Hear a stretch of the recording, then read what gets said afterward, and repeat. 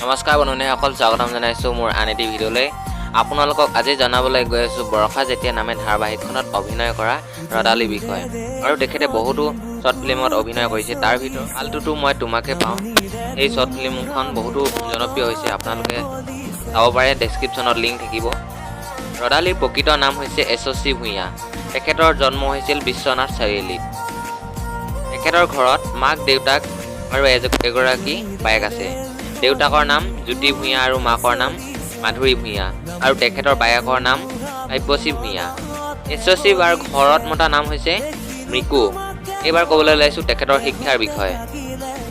তেখেতে স্কুল কৰিছিল Biswanath Chariali little star স্কুলত আৰু HS কৰিছিল তৰুণ চন্দ্ৰ ভৰিয়া মেমৰিয়েল জুনিয়ৰ কলেজত বিশ্বনাথত অৱস্থিত আৰু ডিগ্ৰী কৰিছিল কটন ইউনিভাৰ্চিটি। বৰ্তমান তেওঁ কটনত মাষ্টাৰ্ছ ফাৰ্ষ্ট ছেমিষ্টাৰত হৈ আছে। তেখেতৰ জন্মদিন হৈছে 16 এপ্ৰিল 1919 চনত।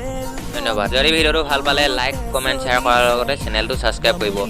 আপোনালোকৰ কাৰণে কেইখনমান আলোকচিত্ৰ আগবঢ়াই দিছোঁ, ভিডিঅ'টো শেষলৈকে চাই।